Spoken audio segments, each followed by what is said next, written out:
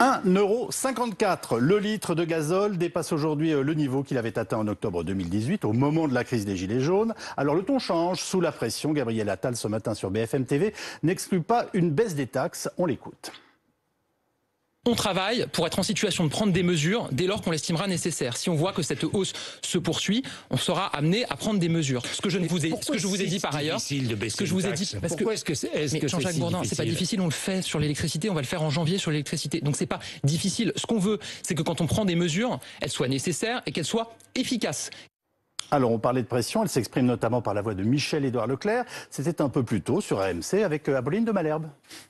Il n'y a pas beaucoup sous le pied aujourd'hui pour baisser nos marges, puisqu'on est déjà pratiquement à prix coûtant, 1 à 2 centimes du litre, ça ne se verra même pas à la prochaine augmentation. Vous gagnez 1 à 2 centimes du litre. Oui, c'est ça votre marge. Oui. Par contre, si je suis prêt à aider l'État à baisser ses taxes en accompagnant son mouvement. Si l'État baissait ses taxes proportionnellement, on suivrait.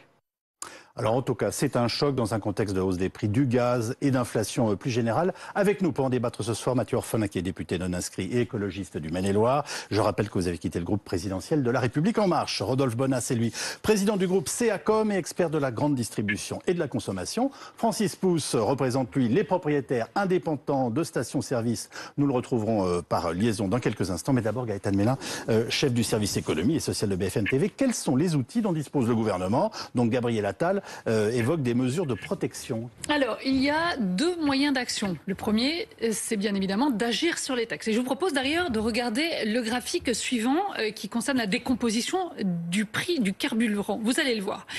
Pour 1 litre de gasoil à 1,54 €, vous le disiez, eh bien la TICPE, c'est 61 centimes. Ça représente 40% du prix du produit final.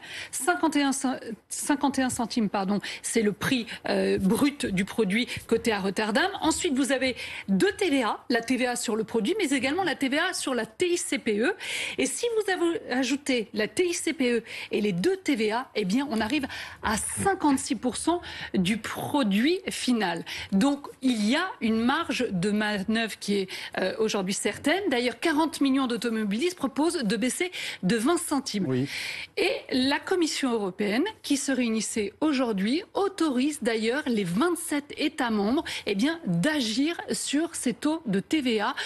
Ça fait partie des mesures qui ont été dévoilées justement pour soutenir les ménages, mais également les entreprises face à cette augmentation. C'est une incitation à le faire de la part justement des Européens ? Bien sûr, tout à fait. C'est une incitation à le faire. Alors, l'autre action qui est possible, c'est tout simplement de verser un chèque carburant comme le chèque énergie. Et d'ailleurs, Xavier Bertrand a été le premier à le faire. C'était en 2016. Xavier Bertrand a instauré un chèque carburant de 20 € par mois pour tous les salariés et les étudiants qui sont à plus de 20 km de leur lieu de travail ou de leur lieu d'études, à condition toutefois d'avoir un salaire qui est inférieur à 2 SMIC. Donc le gouvernement pourrait très bien s'en inspirer et surtout se servir finalement des recettes fiscales supplémentaires pour financer cette mesure. Alors, comment réduire la facture? Est-ce que les distributeurs doivent faire des efforts, par exemple, et réduire leurs marges? Michel-Édouard Leclerc affirme que ce n'est pas possible. Rodolphe Bonas, vous confirmez? Oui, c'est très compliqué parce que il faut savoir que l'essence, en règle générale, elle est à 60% consommée dans des grandes surfaces, la grande distribution, dont Leclerc... 60% de la distribution. Exactement. Et le reste, 40%, c'est dans les stations dites spécialisées, Total, Shell et autres BP.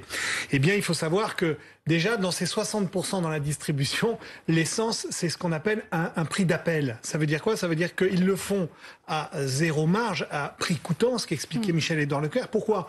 Pour nous attirer, nous, en tant que clients, pour qu'on puisse traverser et aller faire nos courses alimentaires de l'autre côté. Donc il n'y a pas de marge, il n'a pas de marge de manœuvre sur ce prix de l'essence. Et après, ensuite, sur ce qui concerne tous les intervenants plus traditionnels, les grands pétroliers, que sont les Total, Shell, etc., eux, ils gagnent à peu près entre 1 à 2 centimes d'euros par litre. C'est exactement les chiffres qui ont été évoqués. Donc ils n'en ont pas sous le pied, c'est pas possible. Ils ne peuvent pas baisser, ils ne peuvent pas aller au-delà, ils ne peuvent pas rendre un argent qu'ils n'ont pas. C'est pas possible. On a vu le poids des taxes, Mathieu Orphelin, sur le prix du litre. Ça ferait baisser mécaniquement la facture, mais c'est aussi une perte considérable pour l'État. Je crois qu'il y a plus intelligent à faire pour l'État qu'une simple baisse des taxes. Nous portons avec les écologistes, avec Yannick Jadot, l'idée d'un chèque énergie renforcé. Ça existe aujourd'hui pour 6 millions de foyers. Nous proposons, les années de crise énergétique comme aujourd'hui, de l'étendre à 15 millions de foyers supplémentaires. Donc toutes les classes moyennes, et qu'on ait ces années-là, effectivement, un chèque énergie qui sert à financer les surcoûts de combustible à la maison ou de carburant pour les gens qui ont besoin de la voiture pour aller travailler notamment. Parce que moi je le vois à Angers, dans le Maine-et-Loire, aujourd'hui, eh bien avec des prix ce matin à la pompe de 1,55 € le litre, on est face à une difficulté de pouvoir d'achat très forte. Et puis, peut-être pas tout à fait d'accord avec vous, enfin il y en a qui en ont sous le pied, c'est les pétroliers. Hein, je rappelle, Total, 3 milliards d'euros de bénéfices rien qu'au premier trimestre de cette année. Et Total se félicite dans ses communiqués financiers en disant « Nous profitons allègrement de la hausse du prix des énergies ». Il est temps aussi que les pétroliers s'y mettent. Mais le gouvernement, j'arrive toujours pas à comprendre comment, alors qu'il y a eu la crise de 2018, comment on peut être aujourd'hui avec un porte-parole du gouvernement qui nous dit « On est en train de réfléchir à des mesures ». Ben heureusement. Parce que les difficultés des Français de pouvoir d'achat, elles sont là, elles sont aujourd'hui. Donc oui, un chèque énergie pour plus de 20 millions de foyers. Et bien justement, on va écouter Jean-Luc Mélenchon. Rien n'impose aux fournisseurs de pétrole d'augmenter les prix. Ils ont une possibilité de le faire et de vendre du pétrole plus cher un jour que la veille. Bien sûr qu'ils en ont la possibilité, mais il n'y a rien qui les y oblige. Par conséquent, la méthode la plus sûre, c'est le blocage des prix. Je veux dire, quand on est dans l'urgence. Et je ne suis pas d'accord avec l'idée qu'on compense par des baisses de taxes. Parce que je dis aux gens, les taxes que vous baissez, c'est de l'argent en moins dans la caisse de l'État, et c'est donc tout le monde qui les paye ensuite, soit par l'emprunt, soit par l'impôt. Excusez-moi, mais quand on vous écoute, enfin, ça a l'air très simple, Mathieu Orphelin, il suffirait comme ça du jour au lendemain. Et par ailleurs, vous donniez l'exemple du chèque énergie qui est en effet, je dirais, un atout dans la partie, mais c'est pas un atout majeur, ça couvre pas aussi largement qu'on le ferait. Et pardonnez-moi, dernière question, parce que votre idée est intéressante, vous me dites en incluant les classes moyennes pour le chèque énergie, 15 millions de personnes, mais à quel niveau situez-vous les classes moyennes? C'est à partir, je ne sais pas, de quel revenu peut-on bénéficier ou non d'un chèque énergie? Ce qui est important... On propose très clairement que 2/3 des foyers en France puissent toucher les années de crise énergétique un chèque énergie. L'État, grâce à la hausse du comment prix, vous le financez? Eh bien, on le finance rien qu'avec l'augmentation des taxes et notamment de la TVA perçue par l'État. Ça a été très bien montré dans le graphique. L'État, sur l'ensemble des énergies, a perçu cette année 2,5 milliards d'euros de TVA en plus. Ça, il faut le redistribuer aux Français dans un premier temps. Et puis deuxième temps, c'est là où le gouvernement fait aujourd'hui l'impasse terrible, c'est qu'il faut aider les Français à baisser leur facture d'énergie à la maison, les rénovations énergétiques des logements. Et puis pour changer de véhicule, il y a plein de ménages qui, malgré les aides, ne peuvent pas aller vers des véhicules plus sobres. Il faut généraliser un éco-prêt à taux zéro, garanti par l'État pour que tout le monde, les moins aisés, les classes moyennes, puissent changer de véhicule. On va se tourner vers les indépendants. Francis Pousse, merci beaucoup d'être avec nous. Vous représentez les 11 000 stations-service françaises indépendantes. Pas question de faire un effort de votre côté, j'imagine? Alors, petite précision, M. Calvi, bonjour à tous. Je représente les 5800 stations-service hors grande surface, les grandes surfaces étant de l'ordre de 5000 à peu près sur le territoire national. J'ai donc donné le chiffre global de nos stations-service et vous en représentez la moitié. Merci de cette mise au point. Alors en revanche, ma question tourne toujours. Pas question de faire des efforts de votre côté? Non, les chiffres qui ont été évoqués, c'est-à-dire de 1 à 2 centimes, c'est des chiffres qui sortent pas d'un chapeau, qui ont été scrutés de près lors d'un rapport de la Direction générale des finances en 2012. La situation est inchangée aujourd'hui et l'État s'était déjà inquiété depuis 2012 et même avant de notre niveau de marge. L'État a enfin conclu qu'effectivement les marges allaient précisément de 0,3 à 2 centimes sur les carburants vendus. Donc même si demain on avait la capacité, alors que nos marges sont déjà exsangues et la situation des stations-service, en particulier en milieu rural, est très compliquée. Si demain on avait la possibilité, on va baisser quoi? De 1,5 centime? C'est pas ce que le consommateur attend. Monsieur Pousse, je circule intramuros dans Paris et donc je vais dans vos stations très régulièrement. Honnêtement, moi je les ai déjà connues plusieurs fois. Alors je n'utilise pas de gasoil, mais à 2 € le litre pour le super. On a l'impression que ces stations, elles gagnent de l'argent. En tout cas, c'est pas chez elles qu'on trouve l'essence la moins chère, ça c'est sûr. Alors, on pourra toujours trouver un contre-exemple, ça je vous confirme.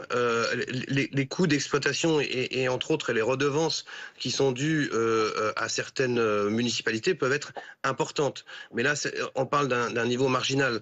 Moi, je pense plutôt aux stations-service en milieu rural qui rendent service à tout un tas de personnes, entre autres aux personnes âgées, parce que nos stations sortent servir les gens qui sont un peu dans la difficulté. Oui. Et avec la prégnance des prix qu'on a en France depuis l'apparition des grandes surfaces, de toute façon, on n'a pas le choix.